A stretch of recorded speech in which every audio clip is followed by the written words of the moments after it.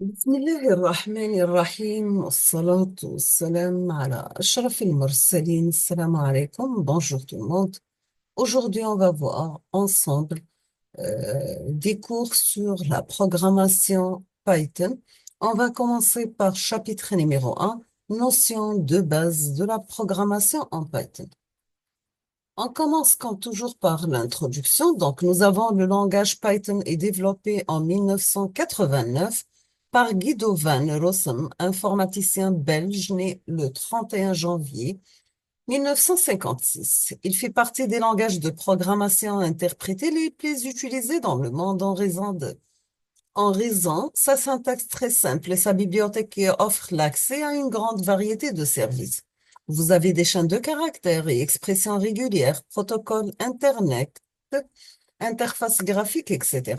Il est orienté objet, c'est-à-dire il supporte les notions d'héritage, la surcharge des opérateurs, le polymorphisme, etc.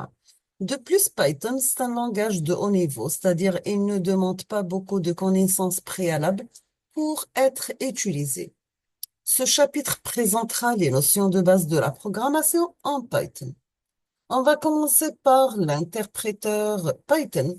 Python fait partie des langages interprétés, c'est-à-dire que chaque ligne de code est lue puis interprétée afin d'être exécutée par l'ordinateur. Pour lancer l'interpréteur Python, ouvrir un PowerShell via le menu de démarre de Windows, puis lancer la commande Python comme montré sur la figure suivante. Donc, vous avez la figure qui représente l'interpréteur de Python. Ainsi, on peut exécuter quelques commandes comme suit. Vous avez, par exemple, vous pouvez faire l'addition de deux nombres 2023 plus 2024, ça vous donne 4047. Vous tapez par exemple print université, titre d'exemple ici Msila, vous avez université de Msila. Pour quitter l'interrupteur Python, il suffit de taper l'instruction exit, de parenthèse, suivie par entrée ou en pressant simultanément les touches CTRL plus Z suivies par entrée.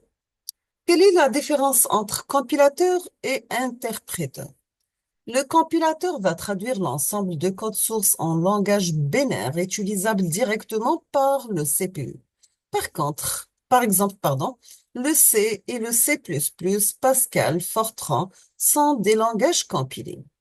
L'interpréteur lit une partie du code source et exécute directement les instructions binaires qui correspondent et passe à la suite.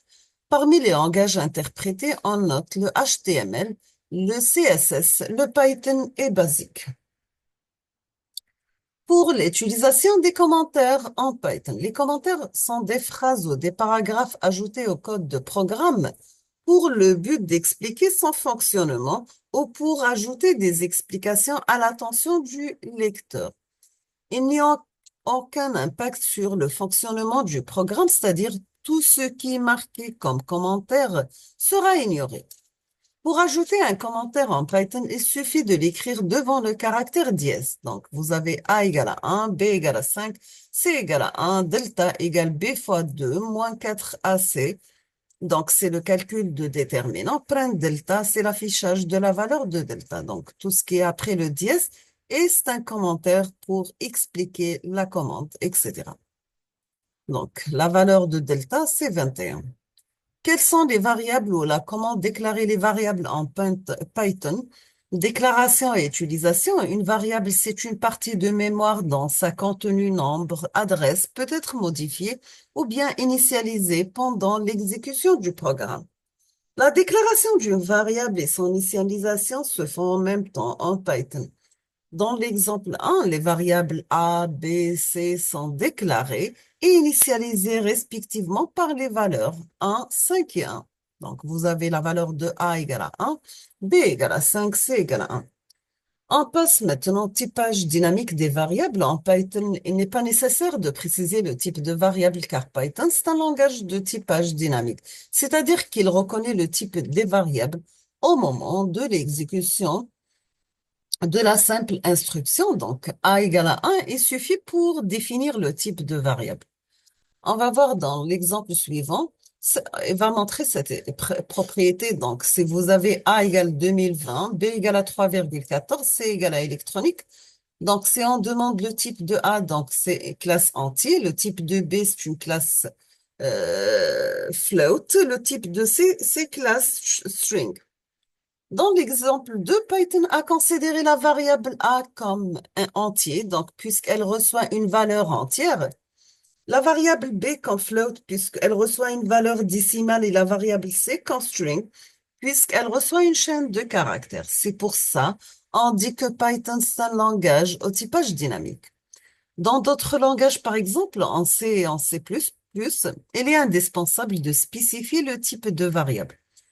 Python étant un langage dit de haut niveau. On passe maintenant aux déclarations des chaînes de caractères. À noter que les chaînes de caractères doivent placer entre guillemets simples, doublés ou bien triplés, comme montre l'exemple suivant. Vous avez exemple entre deux guillemets, instrumentation, B entre simple guillemets, télécom, trois guillemets, c'est système embarqué. Nous avons une remarque que le nom de la variable en Python ne doit pas inclure ni un espace, ni des caractères spéciaux, exemple arabesque, dollar, dièse, ind, etc., ni de lettres accentuées, le E accent, C, le A accent, etc. Le nom de la variable doit commencer toujours par une lettre.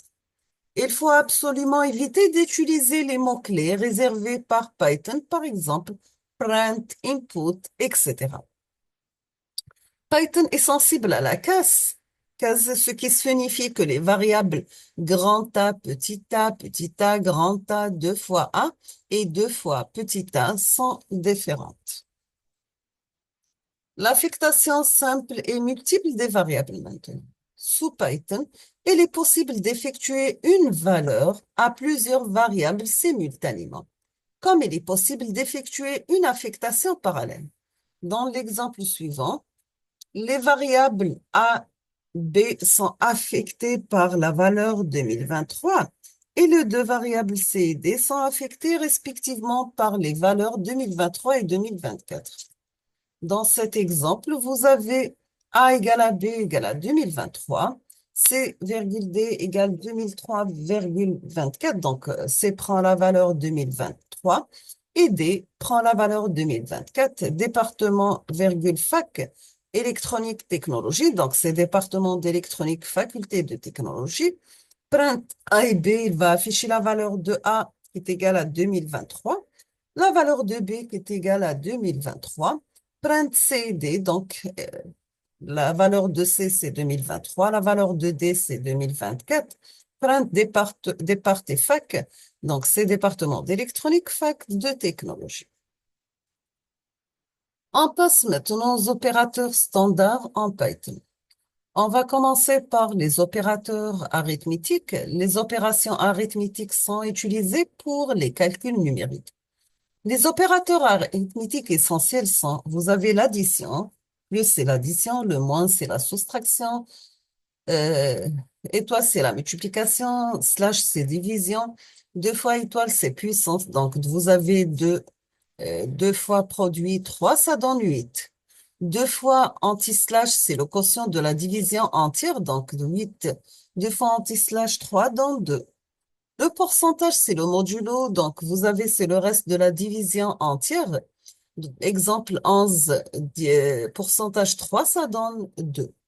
Si on divise 11 par 3, le reste de la division, c'est 2. La puissance est le quotient de la division, donc le quotient de la division entière, par exemple, est le modulo, reste de la division entière, par exemple, 11, pourcentage 3 donne 2 et 15 pourcentage 3 donne 0. On passe à d'autres opérateurs d'affectation composée. Vous avez plus égal, c'est ajouter 1. Moins égal, diminuer 2. Étoile égale, c'est multiplié par. Slash égale, divisé par. Pourcentage égal, modulo. On va prendre un exemple. Si vous avez A égale 2, B égale à 3, donc B plus, ça sera, prend la valeur 5. B plus 5, donc A vaut 7, c'est-à-dire A, c'est 2, c'est on ajoute 5. A, 5 plus 2, ça donne 7.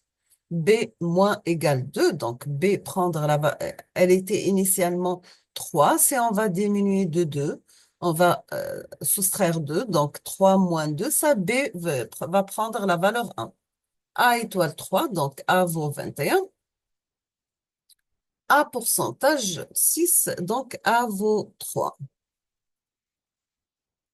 On passe maintenant aux opérations de comparaison.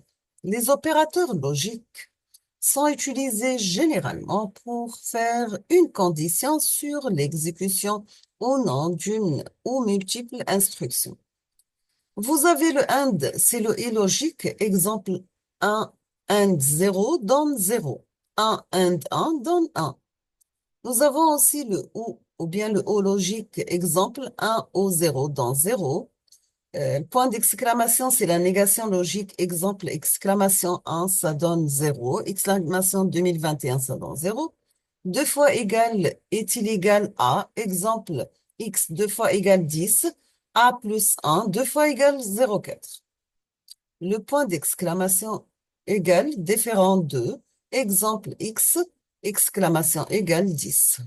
Vous avez inférieur, inférieur ou égal, supérieur, supérieur ou égal. On va prendre un exemple. Vous avez in 20, true and true, out 20, true. In 21, false and true, out 21, false. In 22, vous avez 5, 2 fois égal 3 plus 2, out 22, c'est true. In 23, c'est 7 exclamation 9 moins 7, out 23, false. In 24, true ou false, out 24, true. On va parler maintenant des opérateurs sur les chaînes de caractères. Il y a deux opérations possibles sur les chaînes de caractères. Vous avez l'addition ou bien la concaténation, qu'il s'agit de rassembler les chaînes de caractères. Vous avez aussi la multiplication, qu'il s'agit de dupliquer, répéter la chaîne de caractères plusieurs fois. On va prendre un exemple. Donc, vous avez CH1 égale électronique, CH2 MC là, CH1 plus 2 électronique MC là, CH1 multiplié par 3 électronique, électronique, électronique et répété 3 fois. Dans cet exemple, la chaîne de caractères CH1 électronique est concaténée avec CH2 MC là. Ensuite, elle est dupliquée 3 fois. D'accord? Donc, CH1 multiplié par 3. On va s'arrêter ici aujourd'hui. On termine la suite dans la prochaine vidéo, Inch'Allah. Je vous remercie infiniment pour votre attention. Comme toujours, n'hésitez pas si vous avez des questions et à la prochaine vidéo.